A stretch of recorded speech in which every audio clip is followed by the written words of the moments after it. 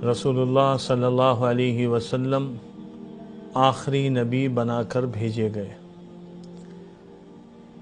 आप सल्लल्लाहु अलैहि वसल्लम की नबूवत क़यामत तक आने वाले इंसानों के लिए, और आप सल्लल्लाहु अलैहि वसल्लम की ख़त्म नबूवत ये हमेशा रहेगी। आपके बाद अब कोई नबी नहीं आएंगे। आप सल्लल्लाहु अलैहि वसल्लम के सामने ये बात, ये फ़िक्र मौजूद थी। चुनाचे रबीउल अव्वल के महीने में हम सीरत की बात करते हैं, सुनते हैं, सीरत का पैगाम हमारे सामने आता है।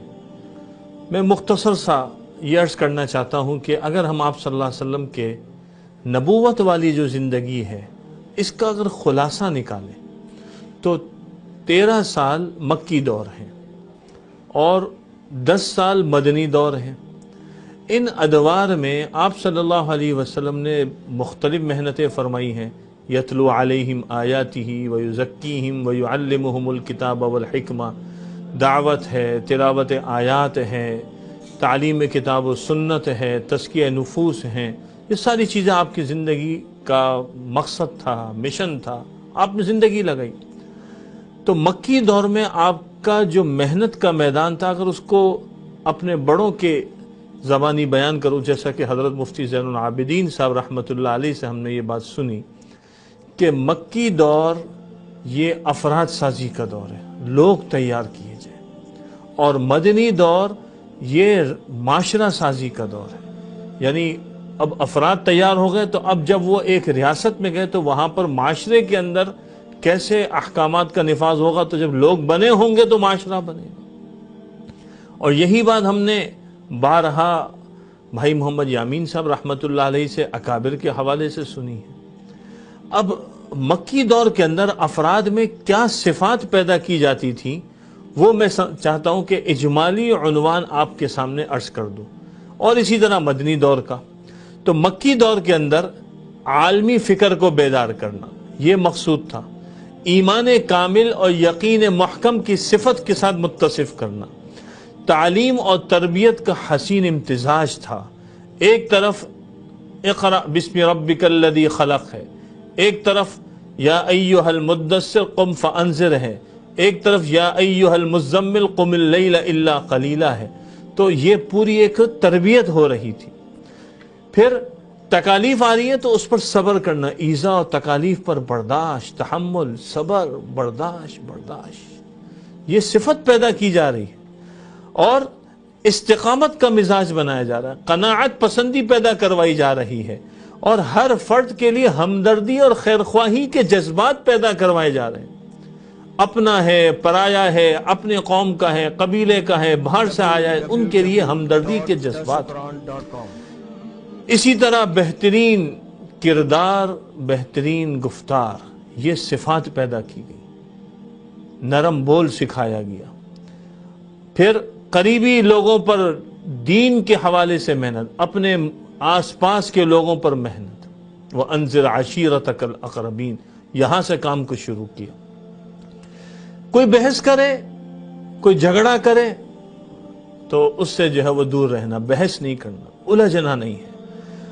हम मिजाज और हम आहंग तबके से मुलाकात करना, लोगों को मुतवज्जे करना, अपना पैगाम मोहब्बत से सुनाना, इताअत के अंदर कमाल हासिल करना, ये मक्की दौर की सिफात थी।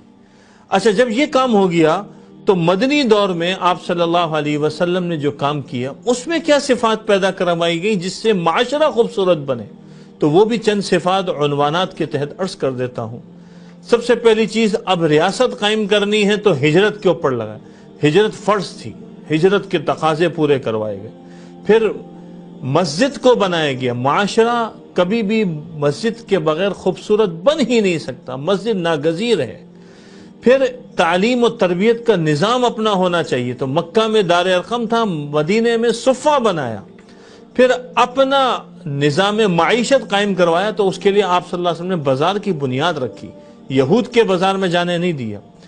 अच्छा, फिर इसके साथ साथ आप सल्लल्लाहु अलैहि वसल्लम ने जो आसपास के कबाइल थे मुख्तलिफ, उनसे मुआहदात किए, और साथ में यहूद से भी मुआहदात किए कि उनके शर से बच सकें, تفصیلی موضوعات ہیں اس کے بھی، اور غزوات کے اندر اس کی تفصیل آتی ہے۔ پھر سفارتکاری کا نظام ہے، دفاع کا نظام ہے، غزوات ہوئے، خطوط لکھے گئے، یہ سارا ایک پورا سلسلہ ہے۔ مواخات قائم کی گئی، اسلامی بھائی چارہ مہاجر اور انصار کے درمیان مواخات، یہ اسلامی معاشرہ بن رہا ہے۔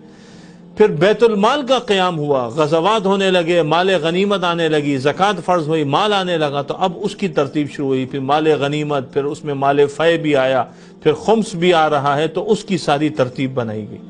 ذرائع مواصلات کو منظم انداز میں کرنا، اس کے لیے دعوت کیسے پہنچانی ہے، پھر ممبر بھی بنایا گیا، پھر اس کے لیے صحابہ کو مختلف جگہوں پہ بھیجا گیا، خطوط بھی لکھے گئے، یہ ایک پوری ترتیب اس کے اندر ہوتی چلے گئی۔ پھر جب آپ صلی اللہ علیہ وسلم کو فتح مکہ کے موقع پر اللہ نے فرمایا اِنَّا فَتَحْنَا لَكَ فَتْحًا مُبِينًا، جو پہلے سے ہی یہ بشارت آ گئی تھی اور مکہ فتح ہوا اس کے بعد، تو آپ نے امن کا اعلان کر دیا۔ بدلہ لے سکتے تھے لیکن آپ نے امن کا اعلان کیا۔ تو یہ کچھ چیزیں تھیں جو آپ صلی اللہ علیہ وسلم کے مدنی دور کی صفات تھیں۔ یہ چند چیزیں ذکر کی، ورنہ ہم اگر اس میں دیکھیں تو بہت سارے عنوانات ہیں، اور ہر عنوان پر ایک طویل گفتگو کی جا سکتی ہے، مقالہ لکھا جا سکتا ہے، اور کئی کتابیں بھی لکھی جا سکتی ہیں، کیونکہ یہ بہت بڑا سیرت کا باب ہے۔ اس موضوع کو ہم نے اجاگر کرنا ہے۔ کیوں؟ اس لیے کہ ہمارا عقیدہ ہے کہ آپ صلی اللہ علیہ وسلم آخری نبی ہیں۔ آپ کا ارشاد ہے انا خاتم النبیین لا نبی بعدی۔ اس لیے قیامت تک آنے والوں کے لیے اگر ہدایت کا راستہ ہے تو وہ محمد صلی اللہ علیہ وسلم کا راستہ ہے۔ میرے لیے بھی کامیابی آپ کے طریقے میں ہے، اور ساری انسانیت کو یہ دعوت دینا ہے، یہ پیغام پہنچانا ہے کہ رسول اللہ صلی اللہ علیہ وسلم کے طریقے کو اپنا کر ہم کامیاب ہو سکتے ہیں۔ کسی اور کے طریقے کو اپنائیں گے تو سوائے مردود ہونے کے کچھ نہیں۔